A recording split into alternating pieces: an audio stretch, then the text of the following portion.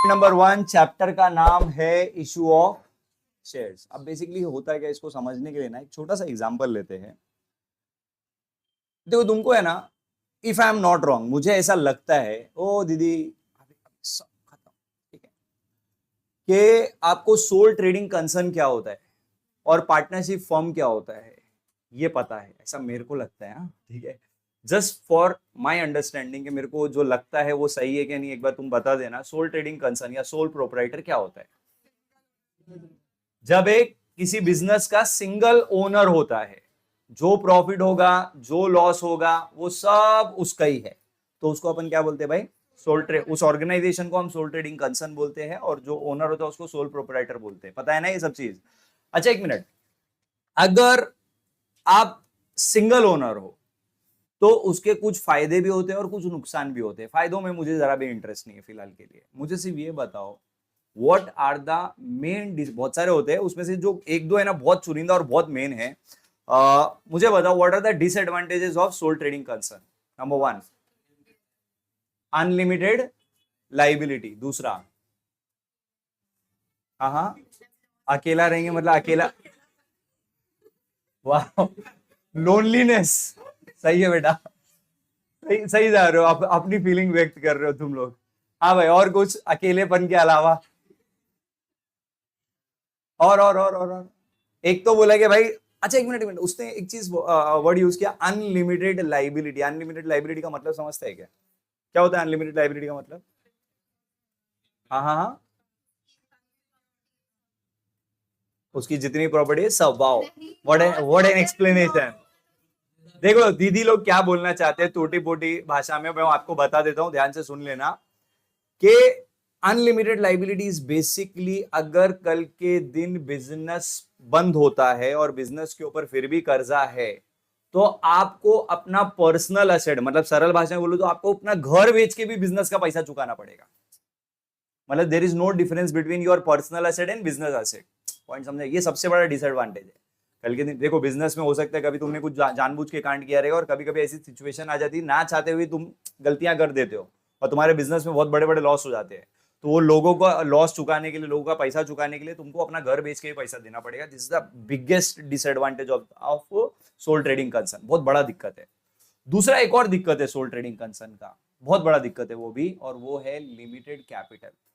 मतलब देखो तुम्हारे सर पे कर्जा तो अनलिमिटेड आ गया, अनलिमिटेड लाइबिलिटी, घर बेचना पड़ सकता है, और दूसरा जो कैपिटल है बहुत limited. When I am saying capital limited, basically इसका मतलब क्या होता है? किसी भी एक इंसान का इन्वेस्टमेंट करने का एक कैपेसिटी होता है। अभी जस्ट इमेजिन करो कि जामिन को बहुत कम उम्र में समझ में आ गया कि पढ़ाई वढ़ाई अपने से हो नहीं पाएगी। ठीक है, सुनो सुनो सुनो, तो अच्छा कोई और बोल रहे नहीं सर वो तो मैं हूं। मतलब इसको बोलते सेल्फ रियलाइजेशन। वेरी गुड, ये भी जरूरी है। बट अभी एग्जाम्पल चालू कर दिया तो उसी को कंटे। इस कहानी के सभी पात्र काल्पनिक है वैसे, ठीक है, किसी भी जीवित या मृत व्यक्ति से कोई संबंध नहीं है। तो जामिन को क्या लगा कि भाई अपने से पढ़ाई वढ़ाई होने नहीं वाली, अच्छी नौकरी वोकरी मिलने नहीं वाली, तो अपन एक काम करते, लेट्स डू बिजनेस। कि भाई बिजनेस में क्या होता है, कुछ डिग्री डिग्री ऐसा कुछ ज्यादा जरूरी नहीं होती, आपका टैलेंट वगैरह, आपका नसीब वसीब के ऊपर आप मेहनत करके कर सकते हो। तो इसने बहुत रिसर्च किया, बहुत आत्मचिंतन किया, रात भर सोता नहीं था। वैसे तो अभी भी तुम लोग नहीं सोते हो रात भर, बट वो ऐसा अंधेरे में खाली बैठा रहता था चुपचाप। घर वालों को तो लगता था गया ये, मतलब पागल पागल हो गया, अकेला अंधेरे में बैठा रहता था, आंखें खाली व्हाइट व्हाइट आंखें दिखती थी, दांत दिखते थे खाली।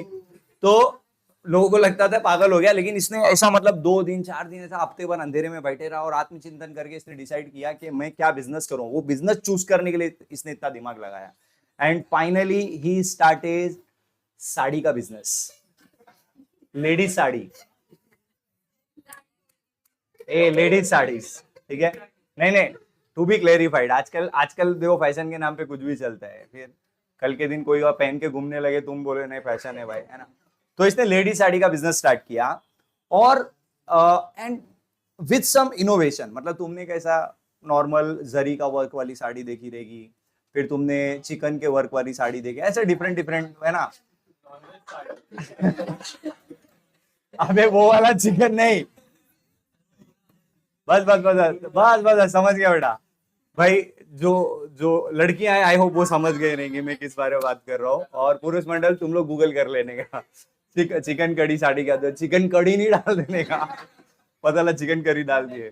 तो सुनो ना, तो the point is different different sari, ये बोले नहीं आई डू समथिंग यूनिक, ठीक है। तो इसने क्या करा मालूम है, बहुत रिसर्च करके ना ऐसा लाइटिंग वाली साड़ी बनाया,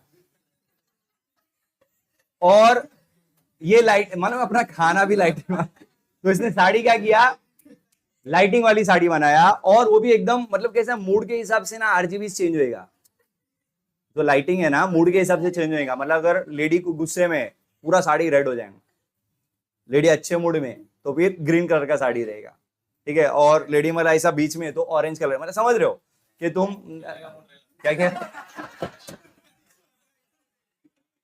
क्या करने का मूड रहेगा। साड़ी पहन के कोई फुटबॉल खेलने नहीं आ रहा तेरे साथ, टेंशन मत ले। हाँ बेटा बस बस बस, तू रील की जिंदगी में जी और कुछ नहीं। ए इधर सुनो, सो बहुत, और उसने ना मस्त उसमें मतलब सेफ्टी के लिए जीपीएस वगैरह ट्रैकर डाल दिया है ना, और मतलब सेफ्टी के लिए क्या करा मालूम है, करंट वाला मतलब सिस्टम डाल दिया कि मतलब अगर कोई ऐसा उठाने किडनैप करना है, पूरी साड़ी में करंट दौड़ जाएगा, और करंट भी बोले सामने वाले को लगेगा, लेडी को नहीं लगेगा, टेंशन मत ले। और मतलब कैसा है, सपोज किसी का बच्चा अच्छा है लेडी के साथ में, तो फिर क्या होता है उसमें जीपीएस फैसिलिटी, मतलब बच्चे की जेब में भी एक जीपीएस डाल दिए, तो बच्चा ऐसा दूर जाएगा तो साड़ी सायरन का आवाज करेगा, मतलब समझ रहे हो, एकदम टेक्निकली एकदम हाई फाई। चलने के टाइम पे ऐसा लाइट चेंज होएगा, मतलब अलग अलग मोड वगैरह मोबाइल से आप कनेक्ट करके ना मस्त एकदम सेट कर सकते हो। मतलब इसने जैसे ही वो साड़ी का प्रोटोटाइप बना के डाला, ये बहुत फेमस हो गया, और इसने क्या करा, शुरुआत की सपोज चेंबूर में एक आउटलेट डाला, बोले यहाँ सब नहीं, बोले चेंबूर में डालूंगा, वाशी में ऐसा ऐसा जगह पे चेंबूर में डाला, और चेंबूर में बहुत फेमस हो गया, मतलब इतना फेमस हो गया कि मतलब अगर चेंबूर में कोई भी औरत अगर साड़ी पहन रही तो जामीन का साड़ी पहन रही। अरे जामीन के ब्रांड का साड़ी पहन रही, इधर सुनो, जामीन ब्रांड, ओके। तो मतलब सब जगह, मतलब चेंबूर में ऐसा कैसा उनका रातों को लोग स्ट्रीट लाइट नहीं चालू कर रहे, साड़ी पहन लिए पूरा रोड में जगह मला मगा बगा होता ना, जगह मगा बला बगा ऐसा कुछ तो है ना, सब जगह फुल, आप फुल एकदम जगमग जगमग जगमग, पूरे रोड पे लाइट, घरों में लाइट, एकदम लाइट का और कोई जरूरत ही नहीं।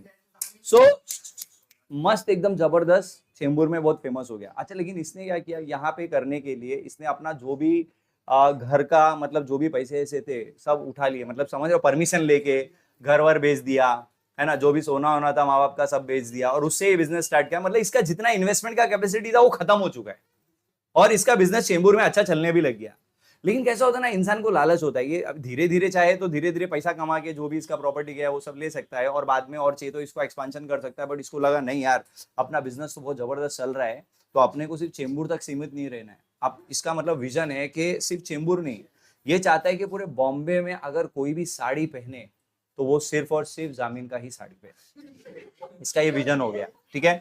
अभी तुम बोलोगे सर ऑनलाइन बेच सकते हैं, बट कैसा होता है ना, देखो ये एकदम यूनिक प्रोडक्ट है, नया प्रोडक्ट, तो कोई भी चाहता है कि चलो यार एक बार ट्रायल करे, तो ये चाहता है सब जगह भाई, हर मेन स्टेशन पे एटलीस्ट क्या हो, इसका आउटलेट हो। अब दिक्कत क्या है मालूम है कि भाई हर जगह पे तुमको अगर ब्रांच डालना है तो तुमको पैसों की जरूरत पड़ेगी ना, आया ना, तो वो पैसा कहाँ से आएगा, इसीलिए मैंने तुमको क्या बोला कि भाई इसका जो कैपिटल का कैपेसिटी है वो बहुत क्या होता है, लिमिटेड होता है, एक बंदे का कैपेसिटी एक लिमिट तक ही रहता है, अमीर से अमीर भी बंदा होगा तो वो भी एक लिमिट पे तो वो भी फंस ही जाएगा, बराबर है क्या नहीं।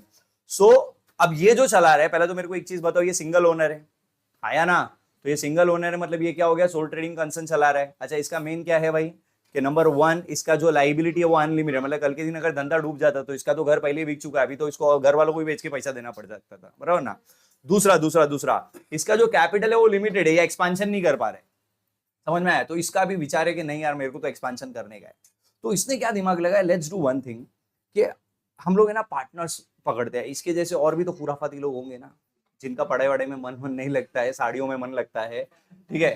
तो इसने क्या करा, एक दो चार ऐसे और पकड़ा लोगों को जिनके पास थोड़ा बहुत पैसा वो लोग अरेंज कर सकते हैं, और ऐसा करके इसने मुंबई महाराष्ट्र तक पूरा पहुंच गया, ये मतलब 50 ब्रांचेस डाल दिया, कितना ब्रांचेस डाल दिया, 50 आउटलेट डाल के छोड़ दिया, 50 जगह, और सब जगह मतलब साड़ी साड़ी साड़ी, पूरे महाराष्ट्र में साड़ियां पहन के सब इसकी लाइटिंग वाली साड़ी पहन के घूम रहे, ठीक है। नहीं नहीं बेटा, लेडीज टेंशन मत ले, ठीक है। इधर सुनो, आगे आगे आगे आगे, अब दिक्कत क्या हुई, समझ रहा, समझना। मुझे एक चीज बताओ, अब ये अकेला ओनर है कि इसके 50 ओनर और हैं, को ओनर मतलब पार्टनर्स है। तो मेरे को एक चीज बताओ, अगर अब ये जो ऑर्गेनाइजेशन चला रहे हैं, ये सोल ट्रेडिंग कंसर्न है कि पार्टनरशिप फर्म है? भाई पता है ना, दो या दो से ज्यादा लोग जब मिलकर बिजनेस करते हैं और प्रॉफिट शेयर करते हैं, उसी को अपन क्या बोलते हैं भाई? Partnership firm. ठीक है, अब ये पार्टनरशिप फर्म चला रहे हैं, ओके। पार्टनरशिप फर्म में भी ना एक प्रॉब्लम है।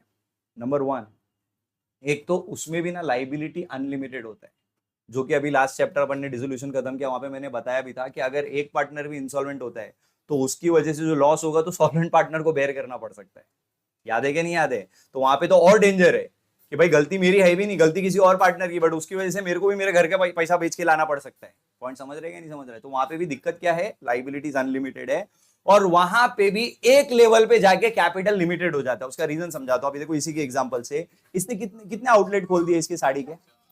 50। ठीक है, अब एक चीज समझो, पार्टनरशिप में मैक्सिमम कितने पार्टनर हो सकते हैं?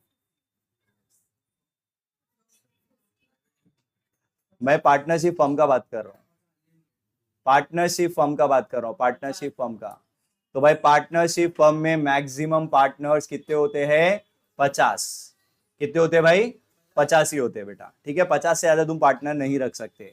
सो द पॉइंट इज, ये जो पार्टनरशिप का मैक्सिमम पार्टनर्स का लिमिट है वो छू चुका है, उसके ऊपर ये जा ही नहीं सकता।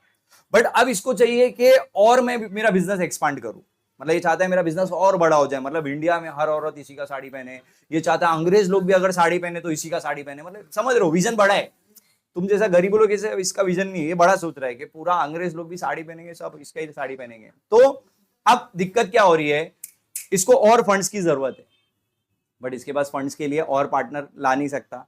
तब ये क्या करेगा मालूम है, अपना पार्टनरशिप फर्म डिसॉल्व करेगा, मतलब खत्म करेगा, और उसके बदले चालू करेगा ज्वाइंट स्टॉक कंपनी। क्या चालू करेगा? Joint stock company. अब ज्वाइंट स्टॉक कंपनी का सबसे बड़ा फायदा समझाता हूं। ये जो दो डिसएडवांटेज था ना सोल ट्रेडर का और पार्टनरशिप फर्म का, वही इसका सबसे बड़ा एडवांटेज बनता है। नंबर वन, कंपनी में क्या होता है मालूम है? कंपनी में there is no limit on number of partners. Number of partner मतलब partner is nothing but owners, आया ना?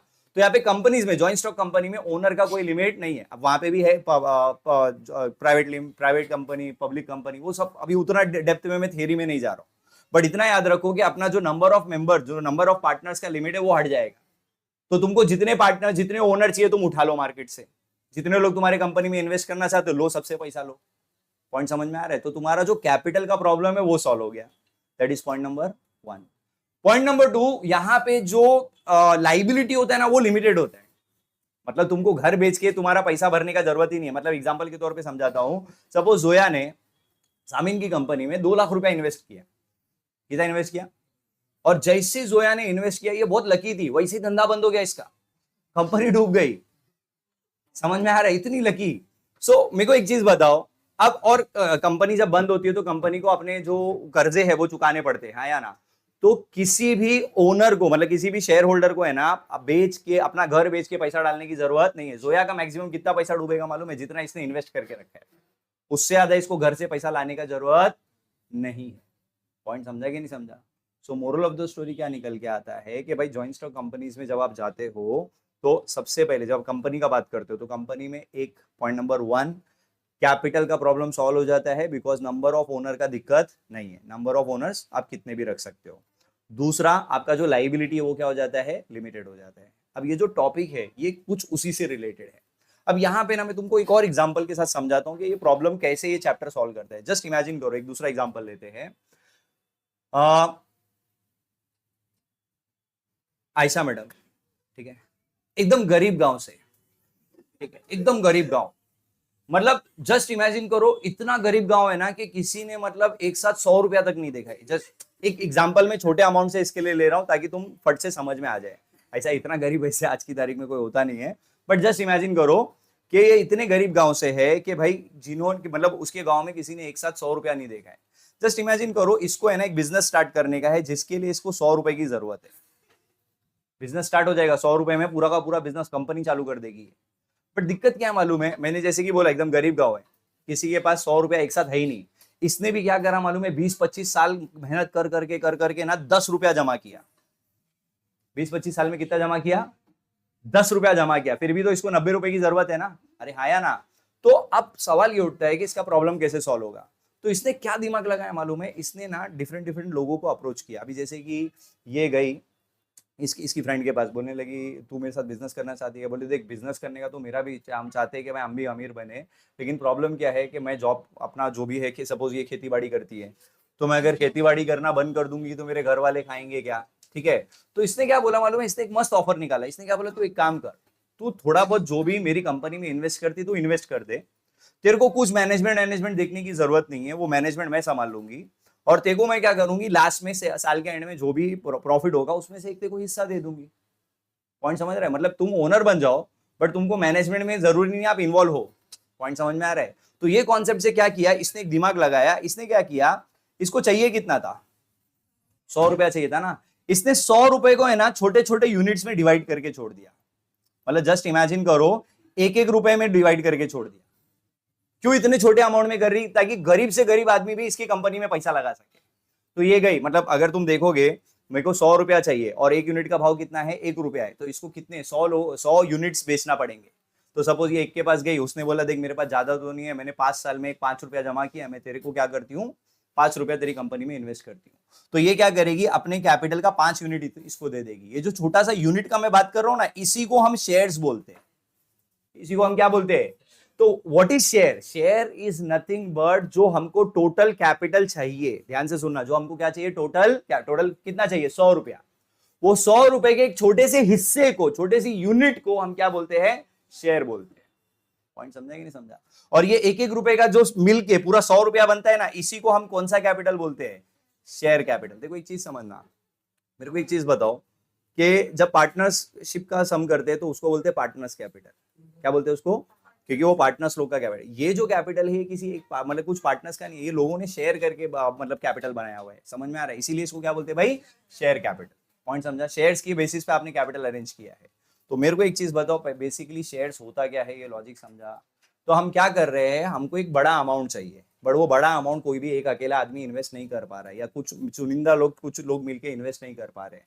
तो हम क्या करेंगे, उस बड़े अमाउंट को छोटे छोटे शेयर्स में डिवाइड कर देंगे और फिर वो शेयर्स बेचेंगे लोगों को। और क्या होगा, ऐसे तो भाई मेरे को एक चीज बताओ, एक एक रुपया तो कोई भी इन्वेस्ट कर सकता है ना। अभी जस्ट इमेजिन करो, तुमने कोई कंपनी स्टार्ट की, ठीक है, तुमको पैसों की जरूरत है, तुमने क्या करा, तुमको से फॉर एग्जाम्पल 100 करोड़ की जरूरत है, तो तुम क्या करो, अपने 100 करोड़ को एक एक रुपए में डिवाइड कर दो। और अगर तुम पूरे इंडिया के लोगों से एक एक रुपया भी लोगे तो भी 100 करोड़ के ऊपर हो जाएगा। समझ में आ रहा है, बड़े अमाउंट को छोटे छोटे क्या क्या रहा, छोटे छोटे यूनिट्स में डिवाइड कर दिया। तो ये कॉन्सेप्ट से ये शेयर्स की शुरुआत हुई। और इस तरीके से हम क्या करते हैं, जब बड़ी बड़ी कंपनीज को पैसों की जरूरत होती है तो कंपनीज किसी एक बंदे से पैसा नहीं लेती, कंपनीज क्या करती है, डिफरेंट डिफरेंट लोगों से पैसा लेती है। और उसका तरीका क्या है, आप जो भी शेयर है आप बदले लोगों को शेयर देते हो, बदले में उनसे पैसा लेते हो। पहले बताओ ये शेयर का लॉजिक क्या है, ये समझा, कोई डाउट है। अच्छा शेयर अभी कितने का भी हो, मैंने एग्जांपल लिया 1 रुपया, लेकिन शेयर कितने 10 रुपए का हो सकता है, 50 रुपए का हो सकता है, 20 रुपए का हो सकता है, 100 रुपए का हो सकता है, डिपेंड कि आपको क्या यूनिट, एक यूनिट का क्या प्राइस रखना है, एक शेयर का क्या प्राइस रखना है, ठीक है।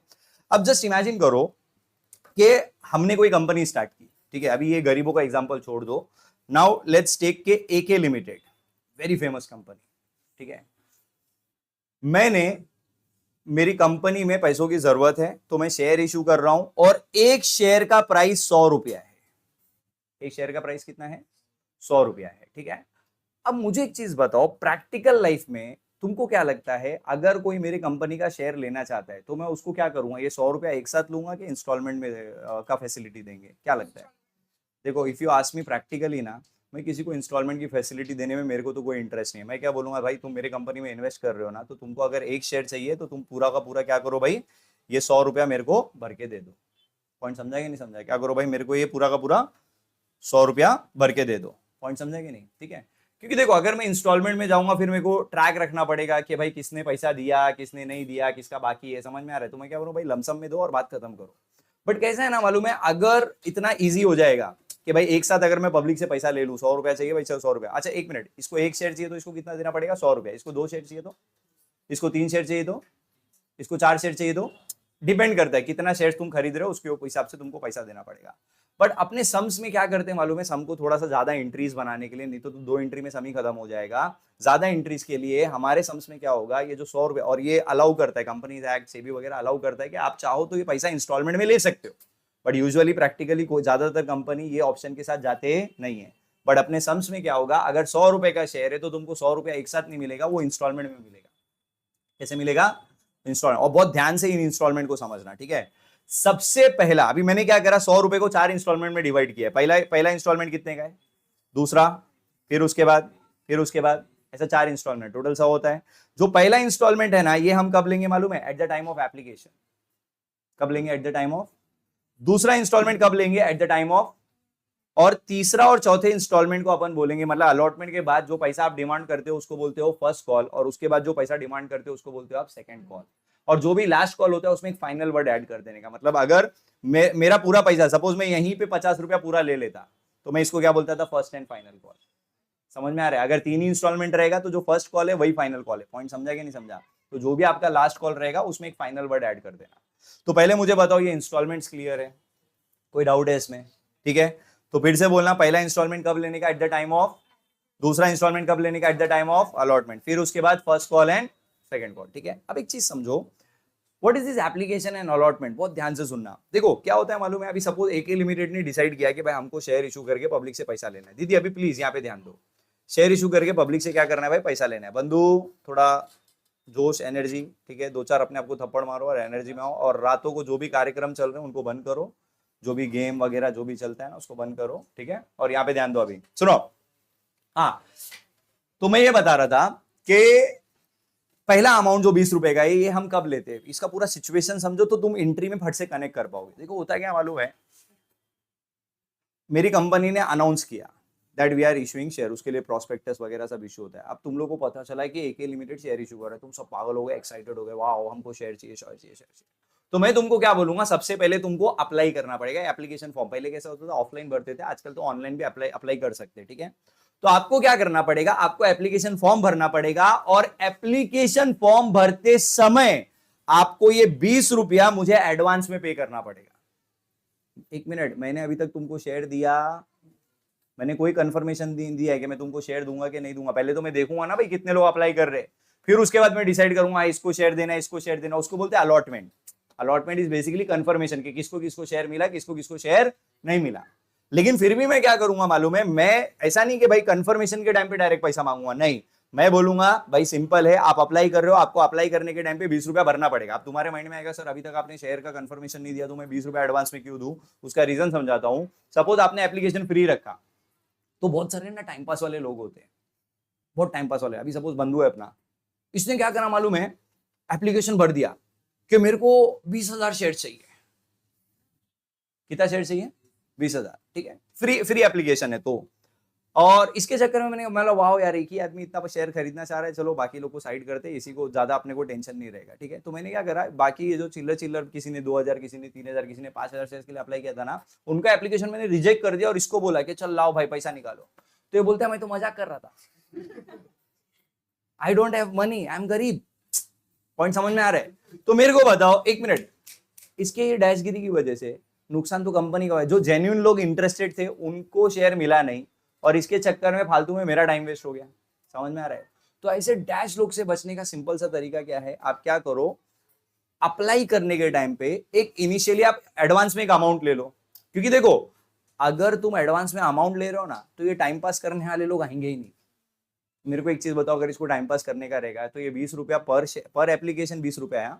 तो अगर ये बोलेगा मेरे को 20,000 शेयर चाहिए, तो इसको कितना पे करना पड़ेगा? 20,000 इंटू 20। तो कोई भी पैसा देके टाइम पास नहीं करता है, समझने का कोशिश करो, कोई भी पैसा देके टाइम पास नहीं करता है। तो इसीलिए डैश लोग को अवॉइड करने के लिए क्या करने का, एप्लीकेशन के टाइम पे ही एडवांस में एक अमाउंट ले लेने का। पहले बताओ ये एप्लीकेशन का लॉजिक समझा? फिर दूसरा, what do you mean allotment? Basically तुमने अप्लाई किया, जस्ट इमेजिन करो तुम सबने अप्लाई किया और फिलहाल मेरे पास इनफ शेयर है और मैंने तुम सबको शेयर जितना जितना तुमने अप्लाई करा उतने शेयर सबको बांट दिए। इसको बोलते हैं अलॉटमेंट। इसको क्या बोलते हैं? Basically I am giving confirmation कि तुमको तुमको कितना कितना शेयर मिल रहा है, और जैसे मैं कंफर्मेशन दूंगा ना वैसे मैं बोलूंगा लाओ भाई और 30 रुपया निकालो। पहला मैंने 20 रुपया कब मांगा? At the time of. फिर मैंने दूसरा कब मांगा भाई? At the time of allotment. फिर उसके बाद जब भी कंपनी को पैसे की जरूरत पड़ती है तो कंपनी क्या करती है, कॉल का पैसा डिमांड करती है, तो उसको बोलेंगे first call and second call. पहले बताओ इंस्टॉलमेंट के नाम समझ में आए क्या? ठीक है, कोई डाउट है?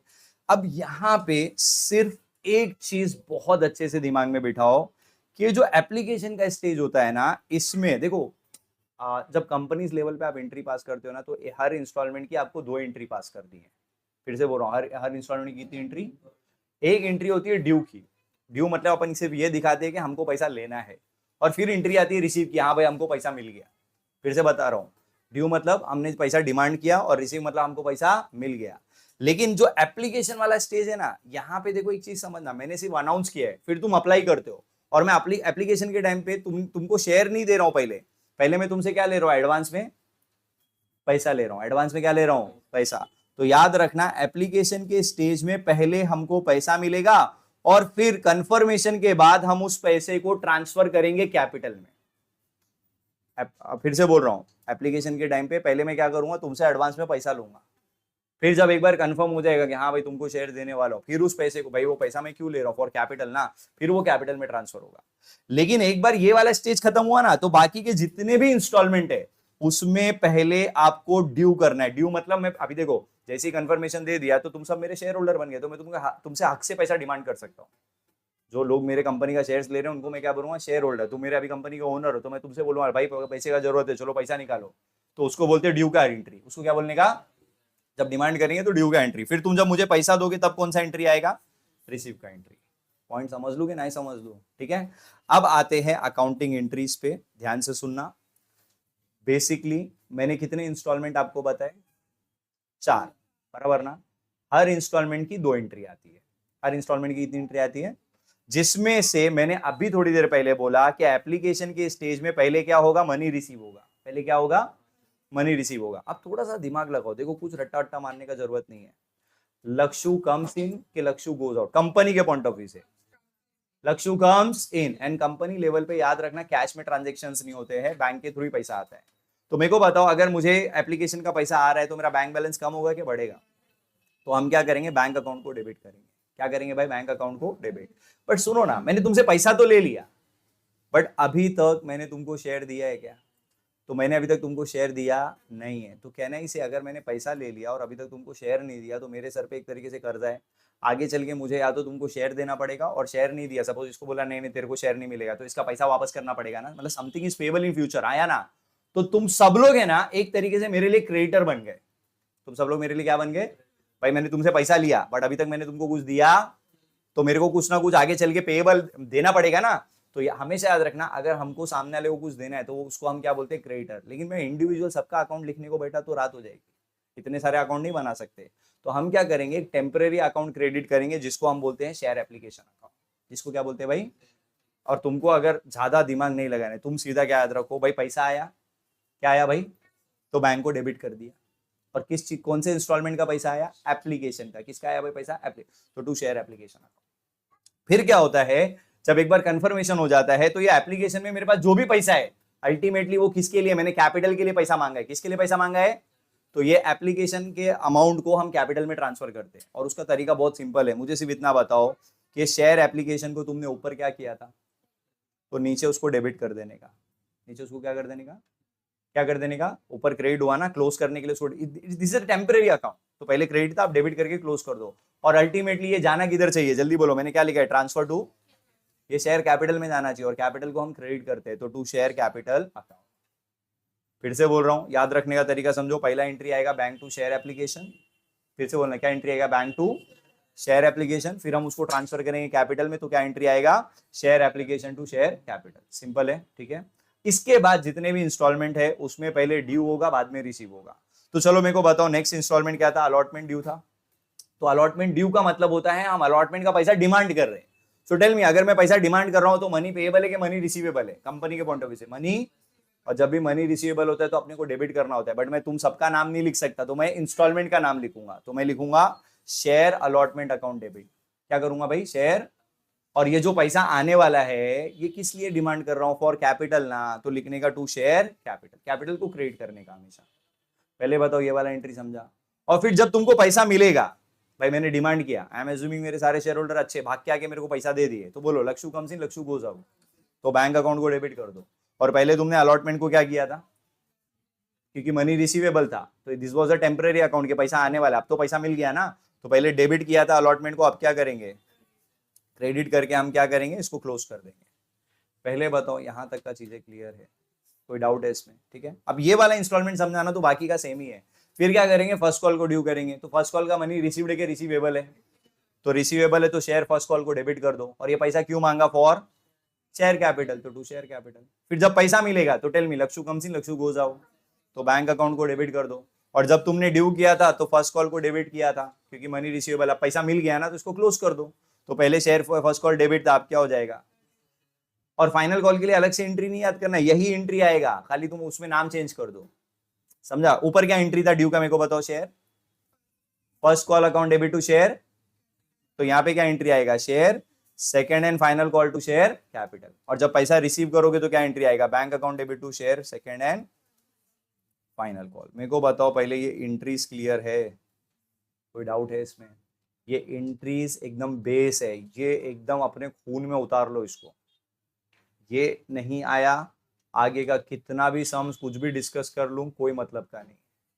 ये एंट्रीज आपको आना ही चाहिए, और तरीका बहुत आसान है याद रखने का। ठीक है, फटाफट कॉपी आनी, paste. Illustration number 1, page number क्या है जरा कंफर्म कर देना सबको, 300। ओके, चलिए सुनिए फटाफट question. Gajanan limited issued 60,000 equity share. अच्छा एक मिनट, सम के लिए एक और चीज याद रखना, सम में कभी कभी इक्विटी शेयर होता है और कभी कभी प्रेफरेंस शेयर्स होता है।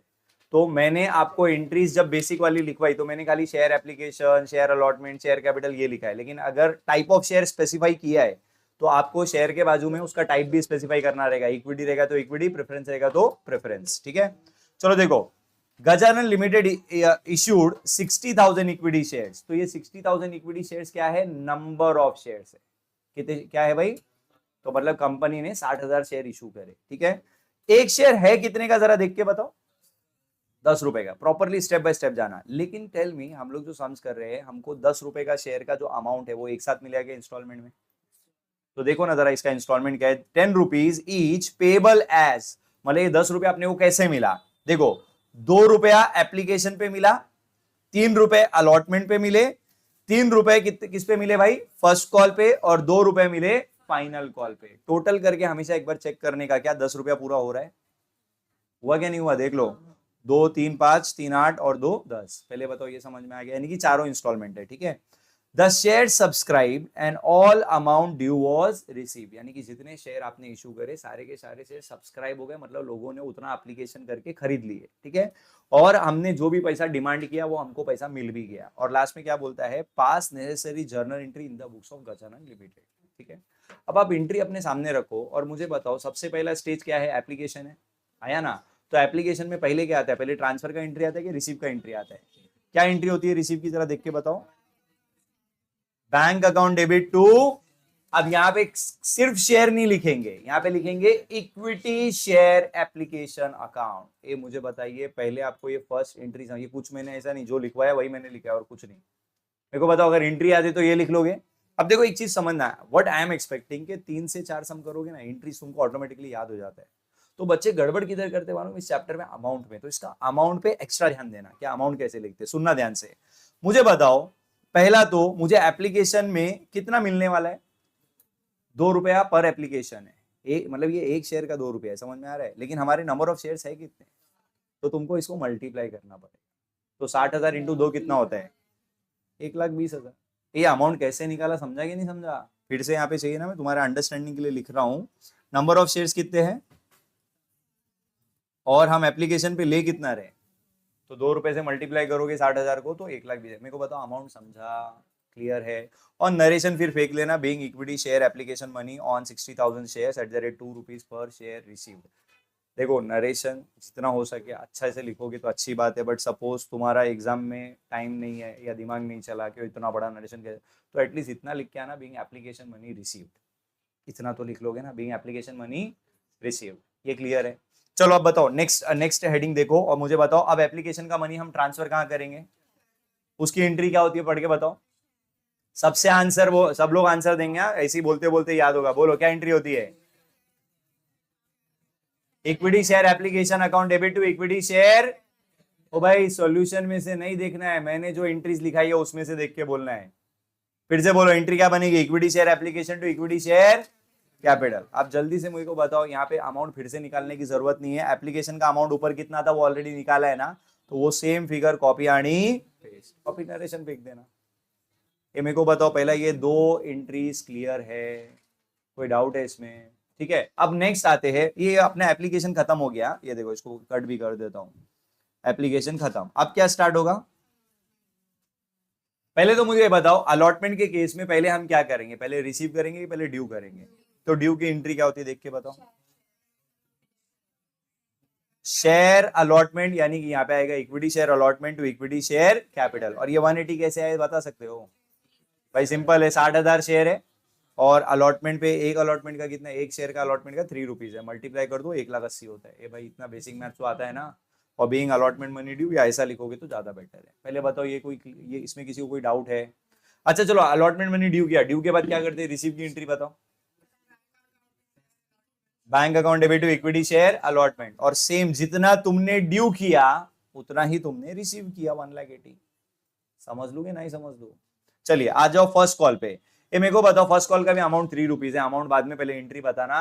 फर्स्ट कॉल पहले रिसीव होगा पहले ड्यू होगा? क्या एंट्री होती है देख के बोलो। Equity share first call account debit to equity share capital. ये 1,80 कैसे आए, सबको समझा गया? फिर से देखो, 60,000 शेयर और फर्स्ट कॉल का भी अमाउंट 3 रुपीज है, तो 180 होने वाला है। और जब रिसीव करेंगे तो क्या एंट्री आएगा बोलो? Bank account debit to equity share first call account, and amount ऊपर सेम, जितना ड्यू किया उतना ही तुमने रिसीव किया। बोलो पहले ये क्लियर है? फिर इसके बाद सेकंड कॉल स्टार्ट होता है। सेकंड कॉल में अगेन, एक minute, second is the last call, तो उसको क्या बोलने का? Second and final call. जल्दी से मेरे को बताओ, सेकंड कॉल ड्यू करेंगे तो एंट्री क्या होता है? जल्दी बोलो, लिखो। Equity share second and final call account debit to equity share. जल्दी से अमाउंट आप लोग बताओगे इस बार कितना होता है? दीदी अमाउंट पूछा है, अमाउंट बताइए कितना होता है? 1,60,000 shares multiply by 2 rupees on final call, कितना हो जाएगा भाई? 1,20,000। कोई डाउट है? और जब आप रिसीव करोगे तो क्या एंट्री बनेगा? Bank account debit to equity share second and final call account, and इसका अमाउंट भी 1 लाख, जितना ड्यू किया उतना रिसीव कर लिया, खत्म। तो मुझे बताइए, क्या इस क्वेश्चन में कुछ भी डाउट था? सिंपली अगर मैं बोलूं, अगर आपने वो बेसिक एंट्रीज अपने दिमाग में बिठा के रखी है तो ये सम कोई बड़ी बात नहीं, आराम से कर सकते हो। खाली नरेशन लिखना है और अमाउंट ढूंढ के लिख देना, दैट्स ऑल। किसी को कोई डाउट है क्या बेटा? सेकंड कॉल लिखोगे तो बेटर है बेटा, ऐसा फाइनल भी लिख देंगे तो भी चल ही जाता है, बट कैसा होता है ना, आप चांस मत दो ना, कभी 100 आता रहेगा तो फिर समझ रहे हो। खुद हंस रहा है, ठीक है? कितना एक्सपेक्टेशन है ना तुमको। चलिए ठीक है, फटाफट जिस काम में आप माहिर हैं शुरू हो जाइए।